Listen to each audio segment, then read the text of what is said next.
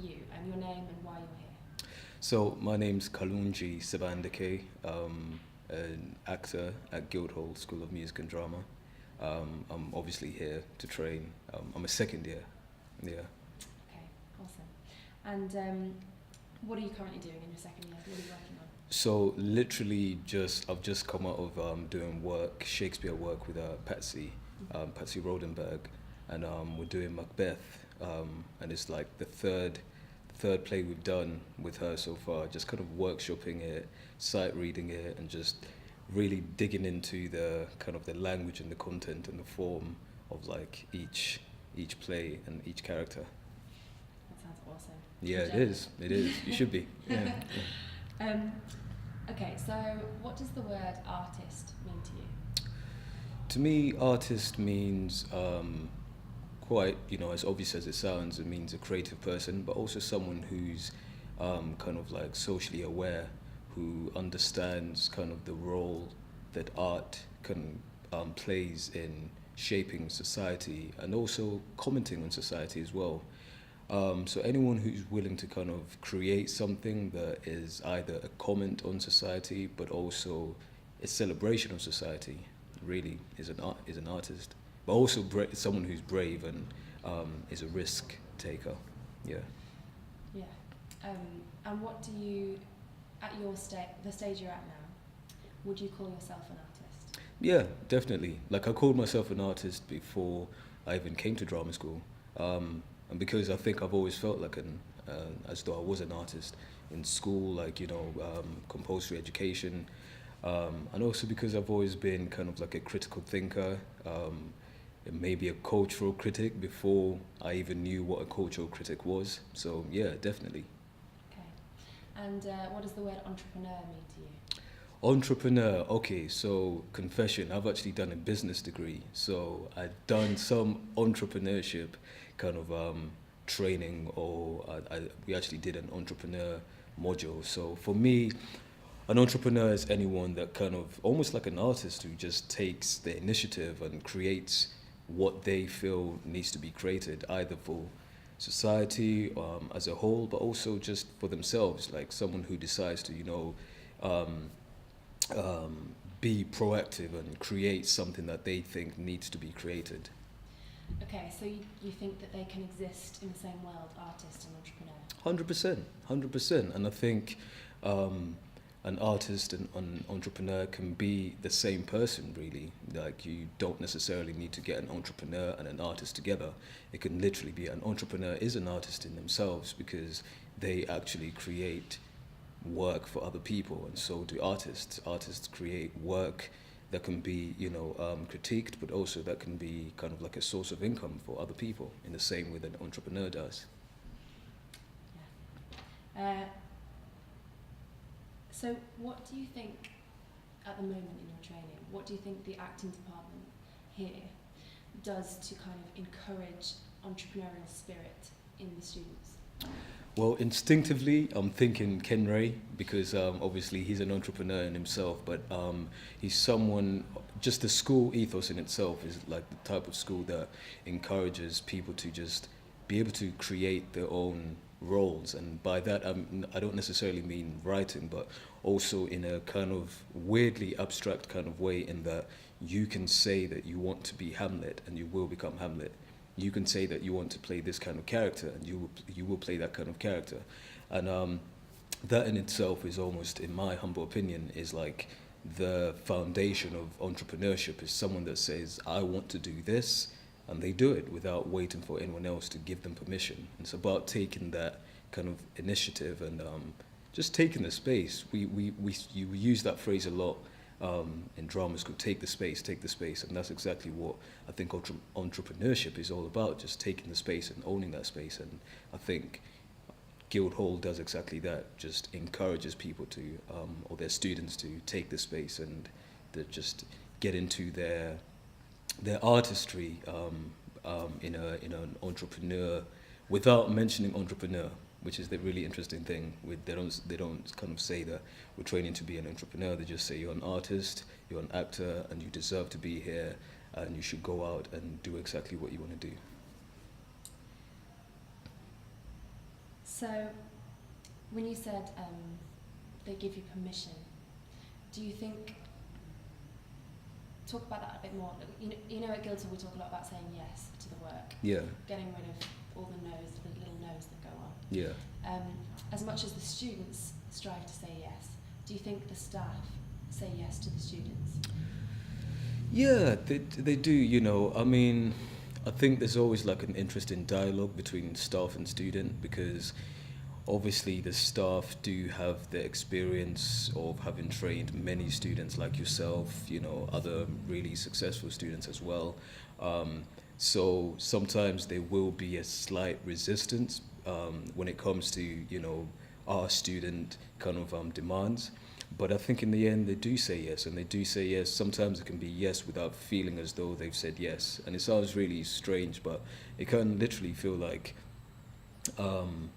just even the very idea of being able to actually bring your demands and say we would like to potentially have a look at these kind of places in the third year, that in itself is a type of like saying yes, because other schools, I don't know about other schools, but maybe other institutions might not even be kind of open and willing to allow, you know, their students or, you know, their staff to come in and say, hey, we want to do this. So the fact that the teachers at Guildhall actually give us the platform to be able to voice any concerns, or even kind of to be able to present anything that we want, is a signifier of the fact that they say yes.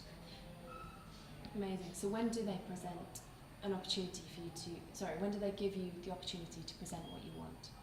A perfect example is just like we had a meeting with, it was us, the second years, and we had a meeting with some of the core staff, and we were talking about the kind of plays we would like to perform in the third year, and that in itself is a perfect example because it was lunchtime. They should have been having their lunch, but in fact, I think Christian was having his, you know, rap in the middle of our meeting. But yeah, just any time we've really requested. There's been rarely a time where we've requested for a platform to be able to try to request for something and then for them to turn around and say no, we don't want to listen. And the debriefs as well. Maybe you remember this, but the debrief after each project.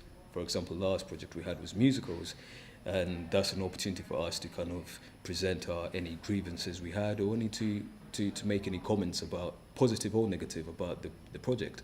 And in some of these kind of debriefs, they get really heated, and, you know, sometimes, you know, students want to suggest musicals that they would prefer to do, or, you know, certain kind of ways of running the project. And then during these debriefs is an opportunity for the staff to say yes, or say yes in a way that doesn't explicitly say yes. So are they saying no? I personally don't want to see it as saying no, because I think if I see it as saying no, then I feel like I'm always having to seek their permission, which isn't necessarily, it contradicts what I said before, but it isn't necessarily what I'm personally here for. I'm not here to seek their permission. I'm here to kind of use their kind of their skill set, and also use the kind of the resources that they, I guess, are at the helm of. So yeah, so they don't necessarily say no, because I know I can engage in a conversation with, say, for example, Anna Meda, and we can have a genuine conversation about something that I would like, and it can lead in some sort of compromise, and where I get what I need and she can get whatever she needs from me, or whatever she needs. So yeah. So Juicy stuff. no, it's so interesting. Yeah. Because I feel like it's so positive. Yeah. So yeah, that's amazing. Yeah. It's also nice for me to hear because it feels very different. Your training sounds very different from mine. Oh yeah, it Which is. really encouraging. Well, it's changed. It's changed a lot. Yeah. Yeah. Okay. Okay. So good. So do you think your training is encouraging you to have an artistic voice, your own artistic voice, rather than Guildhall's voice? I think at the beginning it felt like my training was, it felt like I entered the training thinking that I'm gonna leave with a Guildhall kind of state of mind. and maybe I kind of not seek, but I sought it out. But now, in the second year, I think the more I become aware of like the outside world, and the more, or at least the kind of the demands of the outside world, the more I kind of like just become more independent in my artistic way of thinking. But I think at the beginning I did come in hoping that I would get like a guild hall kind of way of, creating art. But actually, because of my time here and the conversations I've had with the teachers and the students, I do actually, want to leave, and I do feel like as though it's the training in itself has actually allowed me to be more independent, because I've worked before, so and I didn't feel like I did have an independent way of thinking artistically. But now, because of the training, because I know I can get into a Shakespeare project and have my own independent like process, means that I can actually operate more kind of independently artistically. So yeah, the training does give me my own kind of independent artistic choice.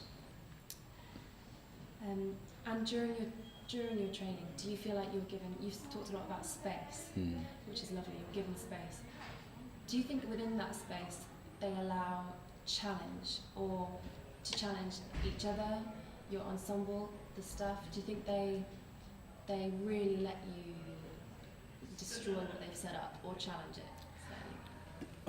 That's always like that's a controversial question, because in one way they do allow us to kind of challenge what they've set up, and then on the other hand, there's with anything that you challenge, there's always going to be a counter challenge. So that might seem as though they're not allowing you to challenge it, but it just means that they've set up their way of training, and if you try to kind of challenge that, naturally they will put up some sort of resistance.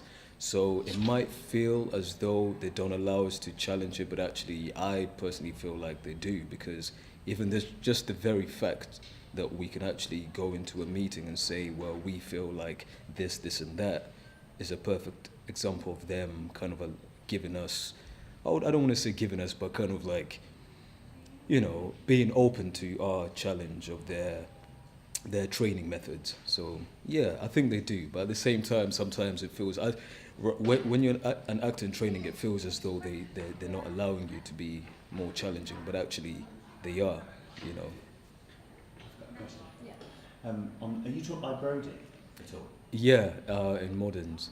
Yeah, because he was telling us about this thing that he's trying to set up in his classes, or when he's directing, where if you latch onto the thing that he's talking about, you can just start and interrupt. Is that something you're aware of? Maybe it might be new, because I don't know if he did, because he taught us last year, but I don't know if, yeah. Right.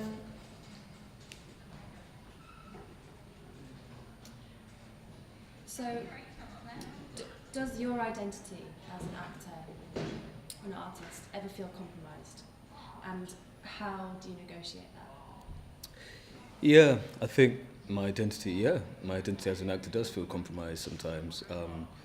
But how do I conquer it? Just by kind of remembering who I was initially and who I kind of plan to be by the end of this training. And the reason I feel like it is compromised is more to do with the fact that we're kind of expected to do so much, like, to enter so many different worlds. And while you enter the different worlds, there is this kind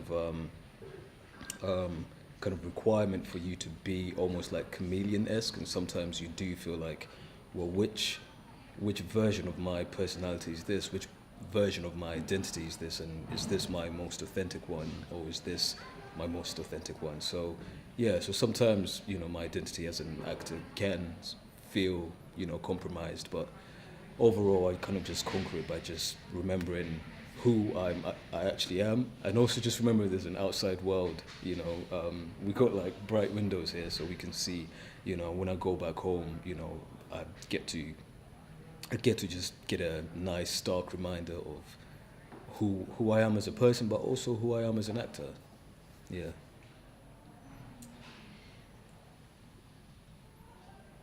So, how do you imagine I know you don't really need to think about this yet, or maybe you have, Hmm. but how do you imagine your professional future over the next few years, and how are you how are you going to realise it? Well, how do I imagine my professional future? Well, I imagine it on a big scale. You know, I imagine myself, you know, working at the National, Royal Court, doing nice, exciting projects there, but also just doing a lot of really exciting screen projects. And the way that I'm going to make that a reality is just by continuing with the training, continuing with you know, all the work that I've been able to do while I'm here, putting into practice all the stuff that we're being taught, you know, but either by Patsy or Anna Meda or any of the other teachers. Yeah, and also just to kind of keep just focused, because it's so easy to say, oh, I've graduated from Guildhall, you know, that should be the end, but actually it's not. You know, it's to remain focused, to keep up with the work as well outside of the school, but also to do the other things as well that maybe I didn't feel as though I had to do once I've finished the training. So yeah, I'm just gonna stay focused, do the work, and just make my dreams a reality. Yeah. Amazing. I'm going to ask you a difficult question. Okay. But if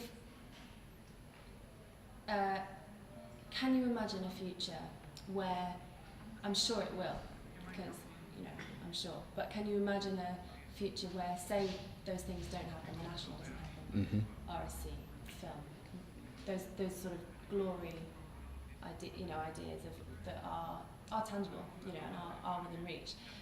If they don't happen, can you imagine a future where you could still do the work in a different way?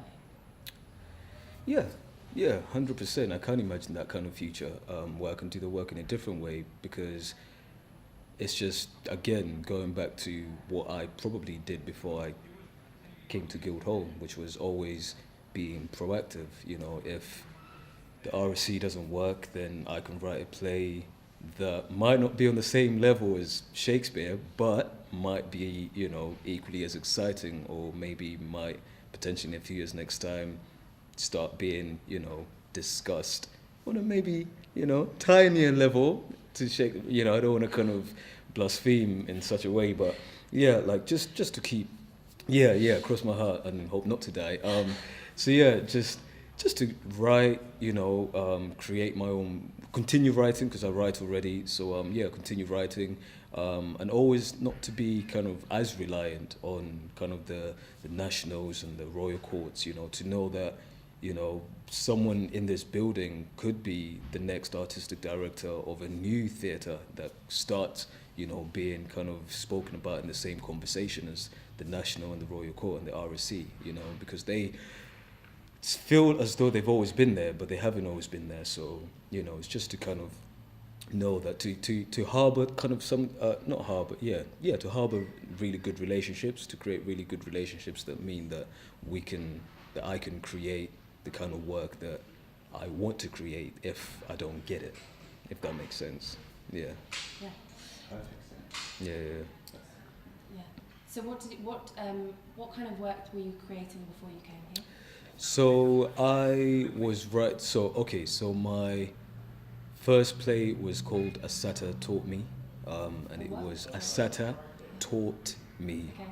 and it's a play inspired by Assata Shakur, who's the FBI's most wanted woman, and she's currently in Cuba for as an exile, having, you know, escaped a prison sentence, a lifetime prison sentence for shooting a state trooper in New Jersey in the 70s.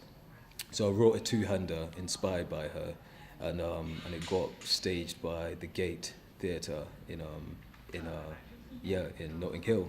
So I was kind of writing kind of, you know, not work for myself, work for other people, but yeah, that's my most kind of recent work. But I've, you know, done short plays as well, and, you know, done other kind of plays on spec, and that I'm kind of trying to sell to other theatres. Yeah. So do you think that this training is helping your writing? You know what? Weirdly enough, I feel like the training is helping my writing because, like, I'm around writing every single day, and I'm listening to, to actors just trying stuff out, and I get to figure out how actors relate to work, to plays, and occasionally when we do like screen acting classes to screenplays. So yeah, it's helping me, and also it's helping me because it's giving me an opportunity to kind of just meditate in a non kind of like still kind of way, but meditate in that just think of generate ideas, whilst in class or whilst just walking around or just listening to certain conversations. So yeah, it's helping my writing. Yeah. And going back to the idea of space in the training, I know especially in the second year, it's so busy. It's Yeah. like hour. Yeah. And then even when you leave the building, Yep. it's on and on. So, do you think there could be more space in the timetable for training the ideas muscle? In terms of yeah, More space in the timetable it's a for bit abstract. training the ideas and critical thinking, Yeah. that kind of thing. Yeah, definitely. Because yeah, it is very busy. It's very physical. Like last week we had like acrobatics, back to back, and we had period dance and we had movement. So it can be very very physical.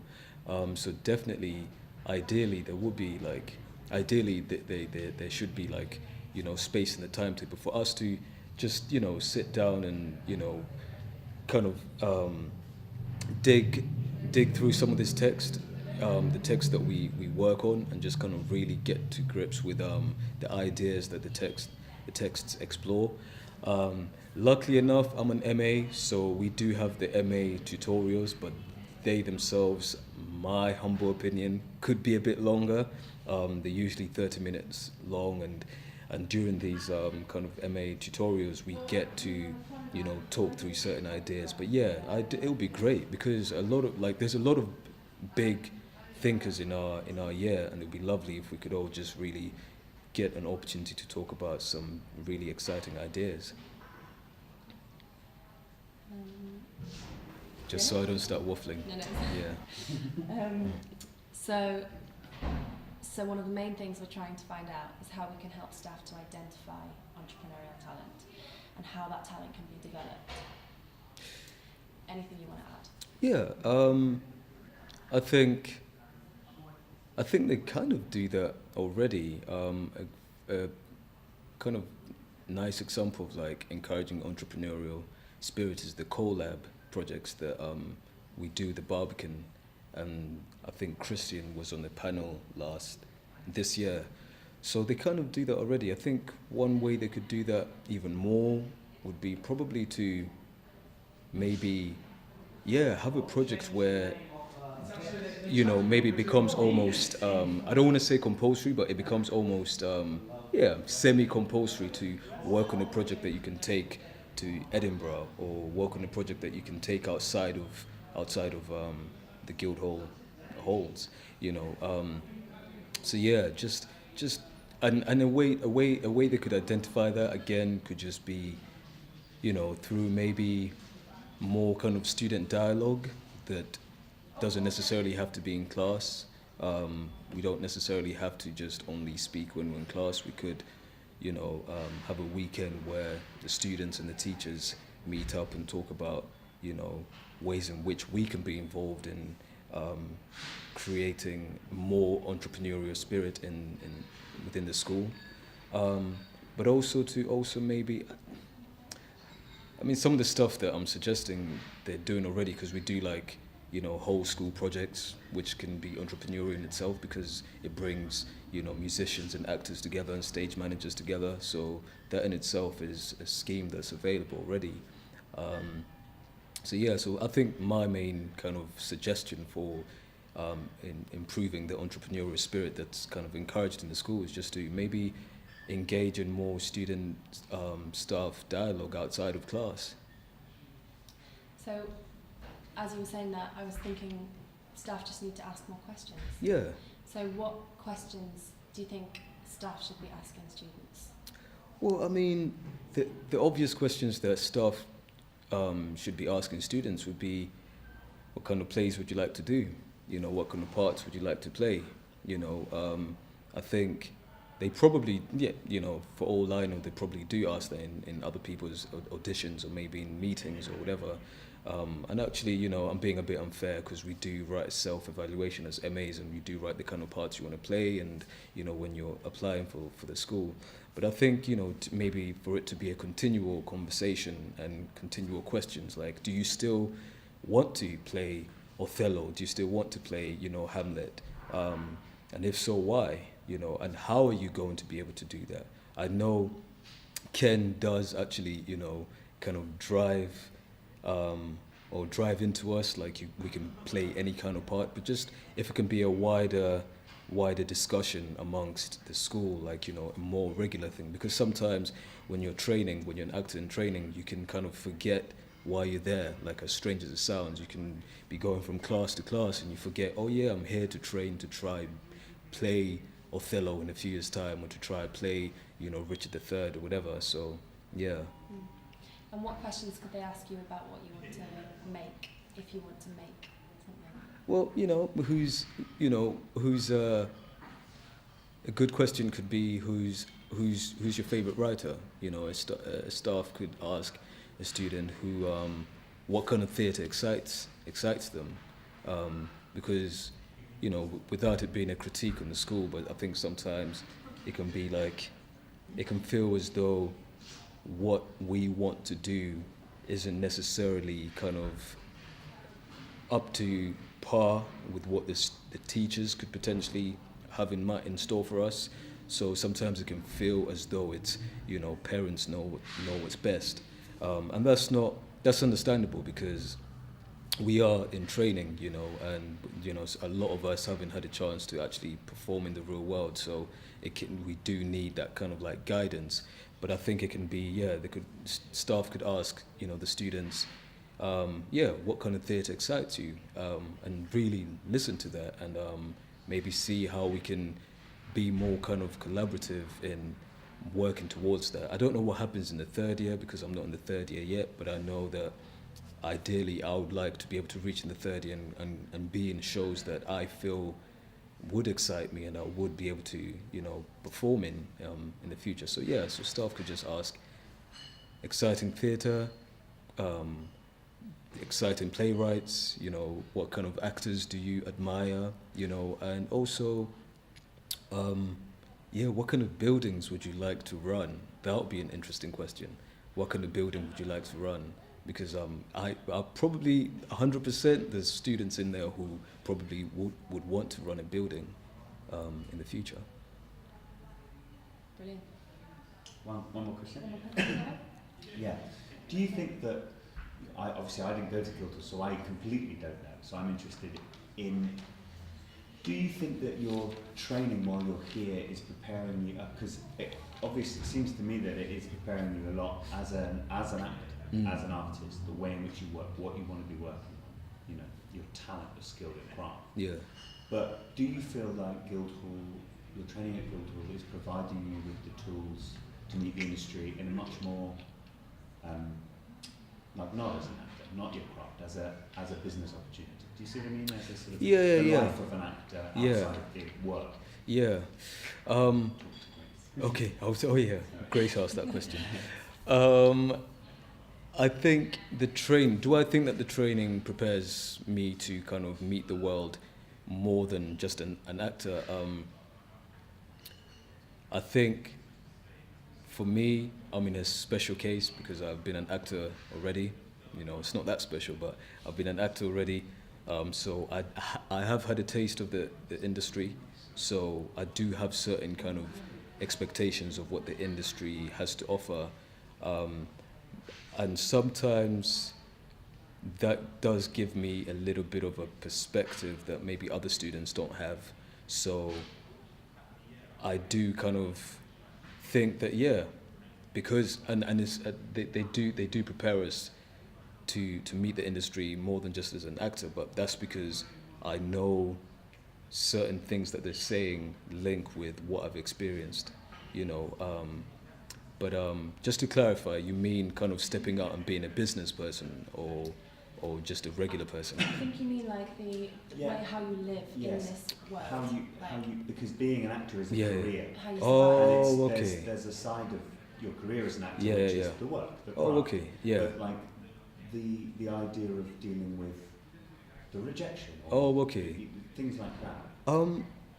You know, I don't know if it's a good thing or bad thing, but I feel like kind of Guildhall kind of is so, like, everything about it is beautiful.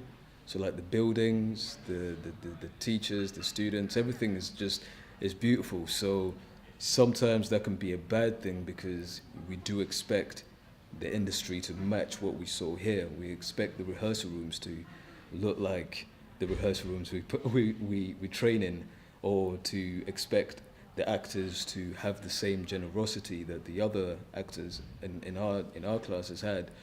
And also we expect for everything to be kind of handed to us. So there is that, in my humble opinion, there is that kind of sense of like everything's going to be bright and perfect. And I think in some cases that's where they maybe falter, because sometimes the industry isn't like that. So the rejection, we're not going to get everything that we want.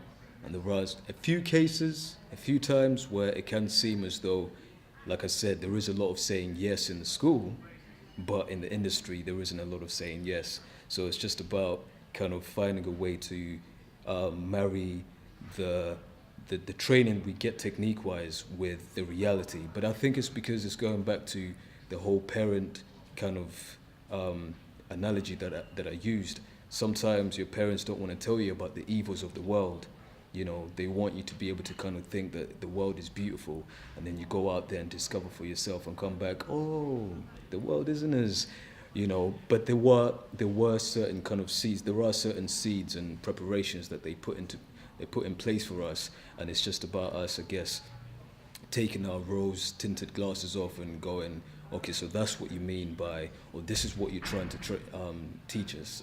So it's half and half. Sometimes they do, and other times, you know, maybe because of our own naivety and also our unwillingness to accept the reality, we kind of go, well, no, I don't want to hear it. I don't want to hear that there's going to be no's, and there's going to be times when I won't get the part that I went out for, or there's going to be parts where I don't get any auditions, or I might get the part and it's an 8-month tour and it's boring, you know.